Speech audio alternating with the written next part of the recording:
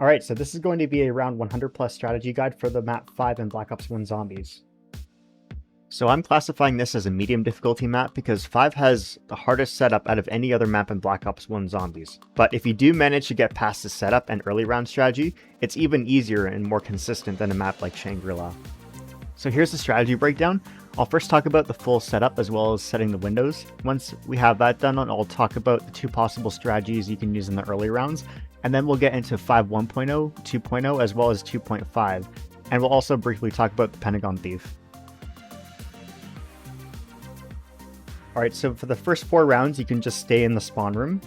Then you can go downstairs and then buy the MP5 off the wall and then stay here for one more round. By round 6, you should have enough points to buy the Bowie knife, so you can buy it and then stay in the labs until you have enough points to buy Juggernog and Mule Kick. Once you do, go ahead and turn on the power and get a third weapon. Even a wall weapon will do the trick. The weapons that we're going to be looking for are going to be the crossbow, ray gun, and monkey bombs, and you'll also want to keep the Mustang and Sally's. Okay, so before we move on here, I want to show you guys something weird that happens when you buy the Bowie knife. When you buy the Bowie knife or sickle in Black Ops 1, it actually gives you a third weapon slot as a placeholder, even if you don't own Mule Kick yet. The reason why this is important is because it makes it a little confusing on what your third weapon slot actually is, and the last thing you want is to lose your crossbow on a high round because you weren't aware about this important caveat. So at the start of the game, this is what your weapon slots look like. You start with the M1911 in your first slot, and your second and third slot is empty, as we would expect because we don't have a second gun yet. Now it's round 2 and you decide to buy the M14, and the M14 takes up your second slot because you're allowed to have 2 weapons. Then you decide to replace your M14 with the MP5 off the wall in the war room. So far so good, right? Now you decide to buy the Bowie knife, and strangely enough what happens is all of your weapon slots get shifted over one slot, which means your first slot is now empty, the second slot is the M1911, and the third slot is the MP5. So at this point we still don't have Mule Kick yet, even though we have a third slot, but the game actually corrects us if you replace one of your weapons after this. So let's say in this specific state, I hit the box and I get the crossbow, and I replace the MP5 with the crossbow. After replacing the MP5, the game checks your weapon slots and realizes that you have a third weapon slot without Mule Kick. So to correct this, the crossbow goes in your first weapon slot, and the M1911 stays in your second weapon slot, and the third weapon slot is now empty. However, that is not what our plan is for this video. I just wanted to explain how the game corrects the third weapon slot if you then decide to replace one of your weapons after buying the Bowie knife. Okay, so let's go back to this example. You have the MP5 and you just bought the Bowie knife, which means your weapon slots look like this. So after you buy the Bowie knife, you can then proceed to buy Mule Kick and then pick up any third weapon, whether that's in the box or on the wall. So in my case, after buying the Bowie knife first, then buying Mule Kick, I bought the PM63 off the wall, and now what happens is, since slot number 1 is the only slot that's empty, the PM63 goes in slot number 1. So despite the fact that the PM63 is the third weapon I bought, the MP5 is inevitably the weapon that ends up in my Mule Kick slot. And actually, this is exactly how your weapon slots will look like for the rest of the game. From here, you can go ahead and replace the PM63 with the crossbow once you get it. The crossbow will simply take over slot 1, but nothing is going to get shifted over again. That only happens after you buy the Bowie knife initially. If I were to pack-a-punch the crossbow, all that happens is slot 1 becomes temporarily empty until I pick up the weapon again from the pack-a-punch machine. The same thing will happen if the doc steals your weapon as well. And since the MP5 is your third weapon slot, you can go ahead and replace that with the ray gun. You want the ray gun to be in your Mule Kick slot and the crossbow to be in your first slot. Okay, so with this knowledge in mind, let's just quickly review exactly what you need to do to make sure you don't lose the crossbow. I'll leave the weapon slots on screen so you can use them as reference. When you first start the game, buy the M14 off the wall and replace it with the MP5 once you get to the war room. Then you can go ahead and buy the Bowie knife, and this is when your weapon slots all get shifted over. Then you can go buy Mule Kick, and then from there, the third weapon that you pick up automatically replaces slot number 1, which in my case was the PM63. So from here, your weapon slots stay locked for the rest of the game. So in my case, I'm going to replace the PM63 with the crossbow, and I'll replace the MP5 with the ray gun once I get it from the box. Now once we get to this point, if I were to go down, all that happens is I lose the ray gun, but I get to keep the crossbow, which is exactly what I want.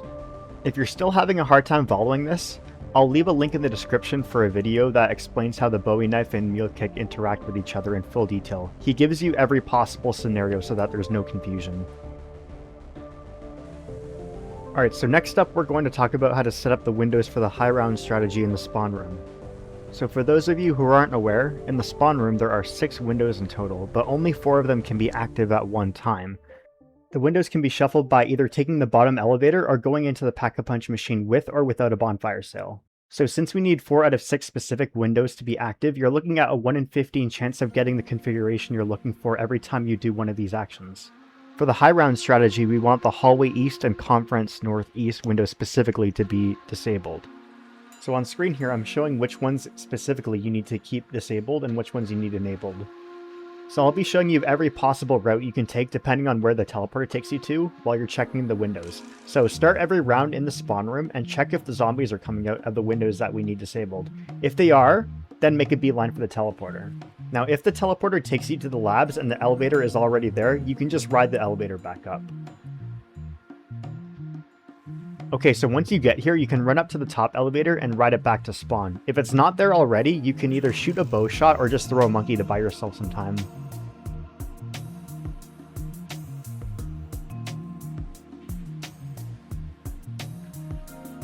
Once you get to the top, either throw a monkey or shoot a bow shot behind you to do an auto horde up, and then you can run and go check the windows and see if they're configured correctly. If they're not configured correctly, then you just run back to the teleporter again and then just repeat what you did before. So this is another route you can take that's safe. If the teleporter takes you back to the labs but the elevator is not there, what you're going to do is instead call the elevator and then shoot a bow shot behind you at the wall to distract the zombies. Once you shoot the bow shot, follow this route I take. Go to the left through the door and then stall for a bit at this window. What this does is it forces the zombies away from the power switch area because they can't climb through the windows. And then if you wait enough time, you should have a completely clear path back to the teleporter. The teleporter by the power switch is the only teleporter in the labs that is guaranteed to take you to a different floor. All other teleporters in the labs are random and are likely to just take you to a different area of the labs. And then from here, you just rinse and repeat. Keep checking the windows until they're set properly. If the teleporter takes you to the war room, you can take the elevator if it's already there, and as soon as you get to the labs, shoot a bow shot or throw a monkey, and then take the route I showed you earlier to get back to the power switch teleporter. If the teleporter takes you back to the war room, take the elevator back to spawn, but if it takes you directly to spawn, you can just check the windows immediately. But you might have to shoot a bow shot while you wait for the teleporter to cool down before you can use the teleporter again. Here's a last route that you might find yourself taking where the teleporter takes you to the war room and the elevator is not there. So in this case, you would just call it, turn around and shoot a bow shot, and then you can take the elevator back up to spawn and check the windows again. Now if you follow this guide that I'm doing here, you should be able to easily squeeze in 3 to 5 attempts at shuffling the windows per round, so it shouldn't take you much longer than round 30 to get fully set up. In my game specifically, I got the windows set by round 21.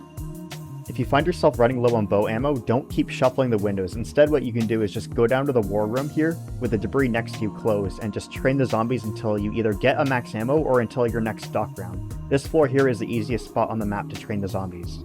But otherwise, if you manage to get the windows set, then congratulations, you've just done the hardest part of this whole strategy.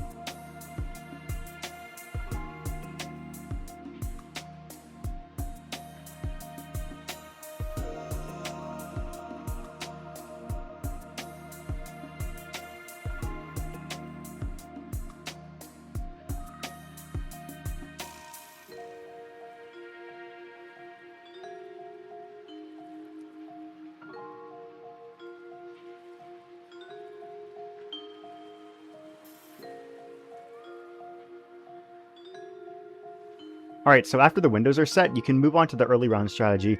This spot here is the best spot for early rounds, and what you're going to do is stay near the doorway here in the labs and just spam the ray gun at the Nova crawlers and zombies that come through the doorway.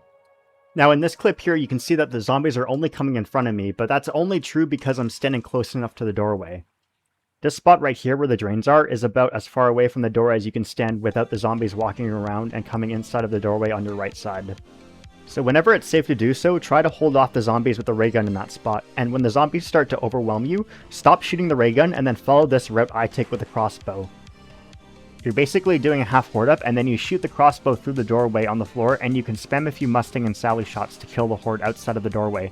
And then from there, switch back to the ray gun and spam it until they start to overrun you again, and then you can do another horde up with the crossbow.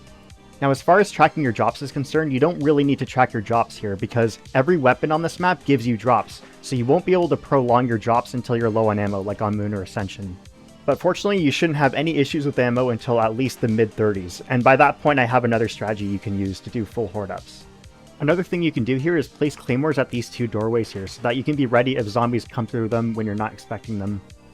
If you get an insta-kill at any point, you can throw frag grenades at these angles that I am and just buy them back on the wall behind you. This will help save ray gun ammo. Now if there's a drop outside of the doorway that you want, make sure you get it quickly because stepping outside of the doorway causes the zombies to spawn in more areas. You can also throw a monkey bomb outside of the door if the drop is in a bad spot.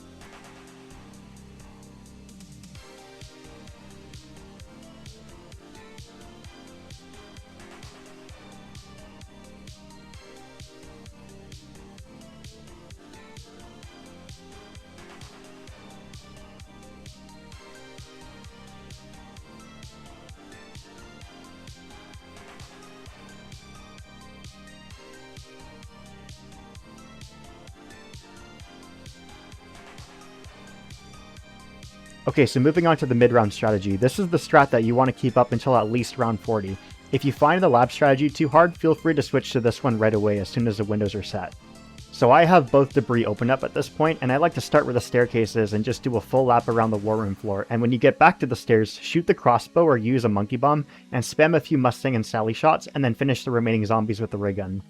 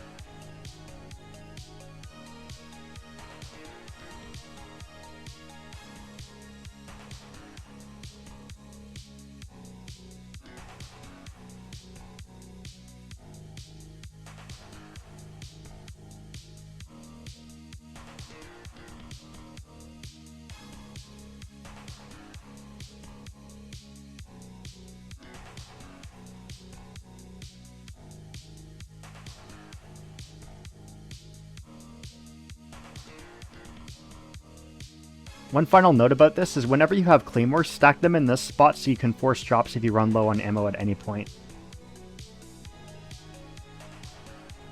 Okay, so moving on to 5.1.0. So if you find yourself running out of ammo in the 40s, which you will, trust me, you can use a single trap strategy in the spawn room. This is the strategy you want to use before round 50 in the spawn room because 5.2.0, which is what I will show you next, only works reliably when the spawn rates are fast. I would not recommend running 5.2.0 until round 50 if you don't care about speed. If you run 5.2.0 too early, be ready for a lot of zombies that get in your way near the QR trap. So here's how you do it. Start every round in this spot here behind the desk and walk very slowly towards the door where the QR is. When you get to the doorway here, shoot the zombies in the doorway to stall them and then do a cutback and exit through the opposite doorway in the QR room. Once you're back at the MPL room, do a short cutback and activate the trap and run through it. This will kill the full horde behind you. Once the horde is killed, go back to the starting position behind the desk and then repeat the same thing. So this time we're going to do the same thing. Still walk slowly towards the door and stall the zombies by shooting them. Then run back through the opposite door to the MPL trap, but since the trap is already activated, you're just going to run through it. There shouldn't be any zombies on the other side of the trap, which is why 5.1.0 works so well while the spawn rates are slow. Now on that note, you'll notice I have the MPL. This is the weapon you're going to be using to break even with your points on the high rounds when you're pulling the traps. So replace your ray gun with it so that it's in your mule kick slot.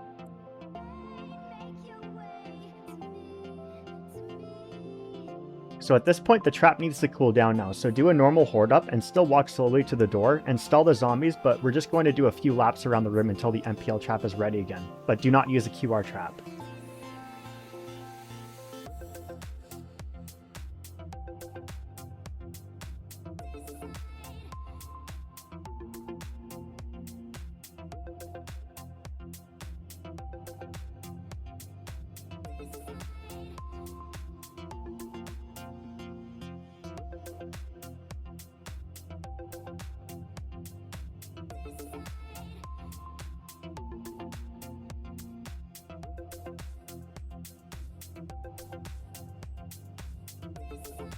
Alright, if you made it to round 50, then congratulations, because this is where the map finally starts to become easy. By the time you get to round 50, the spawn rates are nearly maxed out, and it's safe enough to run 5.2.0. So for those who aren't aware, 5.2.0 is a double trap strategy. You're going to pull one trap and then run through it twice, and while it's recharging, you're going to use the other trap. This strategy is about 25 seconds per horde, so it's actually fairly quick.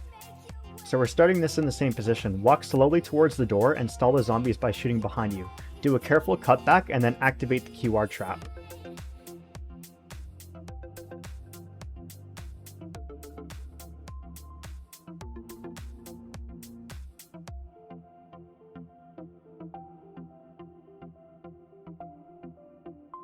Okay, so for the second horde up, it's the exact same thing, but because the trap is already activated, you're going to run through it instead.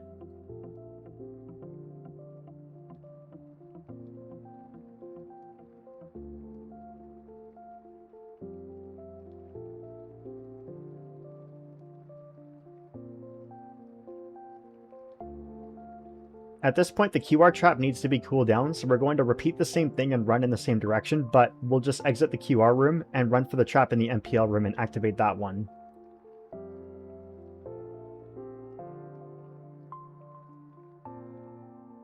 By the time you get to this trap, if you run through the trap twice, the MPL trap should cool down just as you get to it, and you can activate it and run through it again.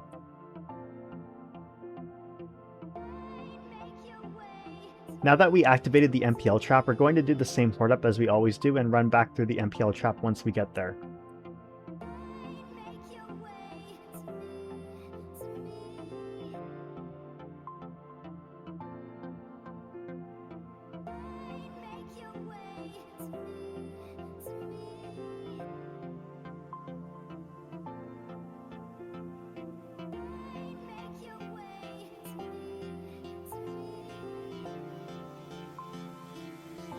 And that's it. That's the full Five 2.0 strategy that will take you from round 50 all the way until round 100 and beyond. I'll show one more full example of Five 2.0 and then we'll talk about some tricky situations you may encounter while running this strategy and how to deal with them.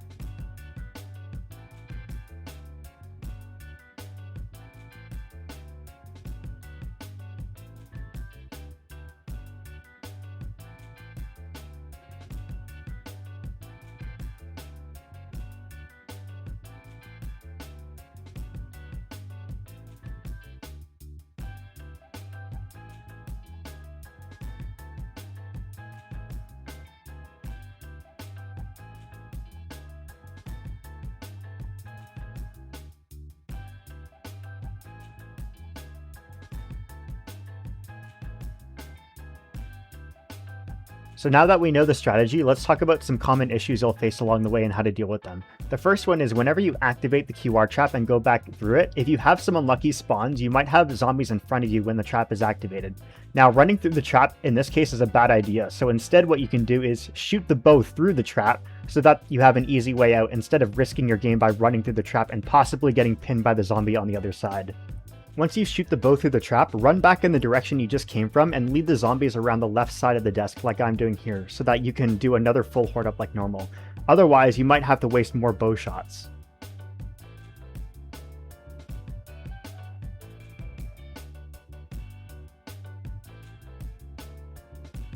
Alright, so here's another common scenario you'll get, where you get respawners in front of you when you're already on the other side of the trap that you didn't expect. So instead, you can shoot the bow on the other side, but make sure you shoot the bow behind you, not in front of you, because if the trap isn't on, the zombies are going to pile up around you and try to chase after the bow shot, which is likely going to set you up to get trapped again.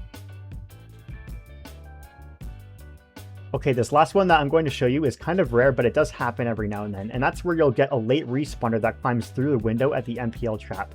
Since you have a lot of room on the other side, you can just do a cutback if it's safe to do so, or throw a monkey or shoot a bow if it's necessary.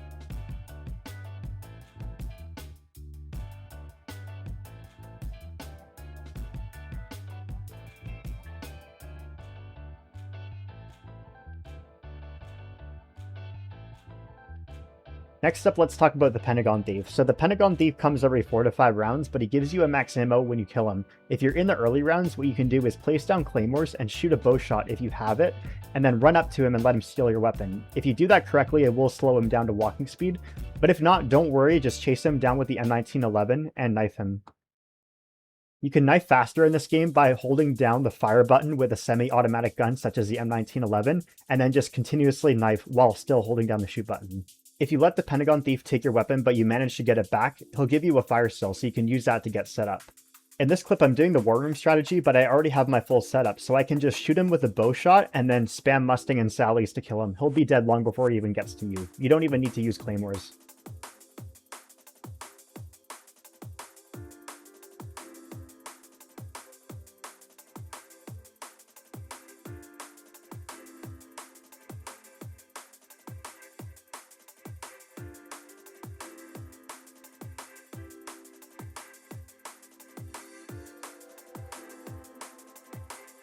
So in 5, there's actually a soft lock that can occur if you're not careful. So if at the end of a round you use a trap, if the dock round fully ends and the next round starts while the trap is still on, this will cause all of the zombies to pathfind around the traps for the rest of the game. There is absolutely nothing you can do to progress the game on a high round if this happens, so it's basically game over. But fortunately, it's easy to prevent this. If there is a potential dock round on the next round and the trap is still on, place claymores where I am and don't alert him by shooting. Let him walk slowly to the claymores, and once he does his animation when he sees you, go ahead and spam the Mustang and Sally's to kill him. This will allow enough time for the trap to finish before the round ends, therefore preventing the soft lock.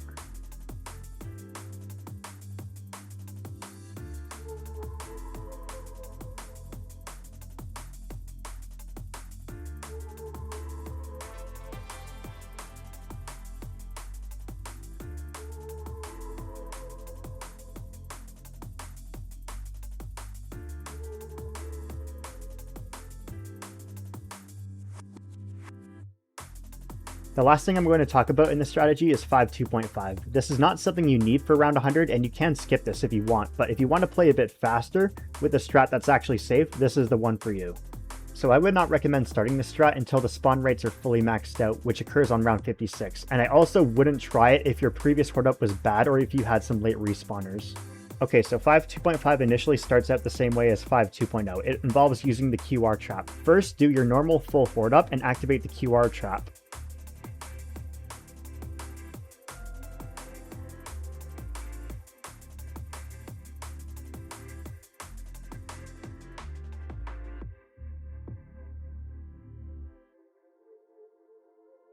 Okay, now we're going to run through the trap again, but this time we're not coming back to the desk. We're actually going to stay where we are.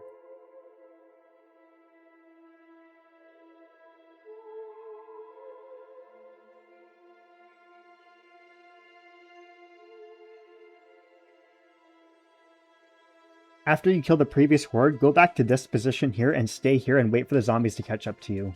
Once the zombies catch up to you, run back to the trap, and this will kill all the zombies that are near the quick revive machine. Then do a cutback here, and then pull out your crossbow and carefully walk out the other side of the door. Now at this point, we're going to be expecting some respawners, so keep your crossbow in your hand and do a short cutback where the MPL is, and then you can run back to the trap as if it was 5 2.0 all over again.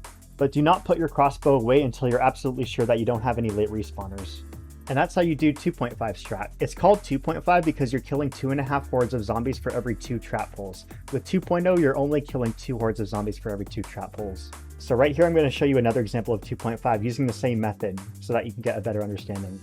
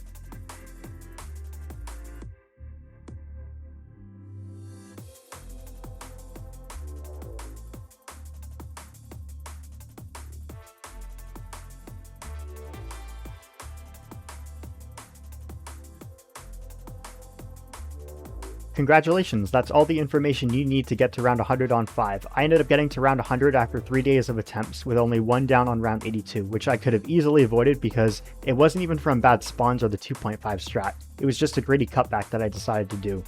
If you have any questions, feel free to leave a comment and I'll be sure to respond. We'll see you at the next one.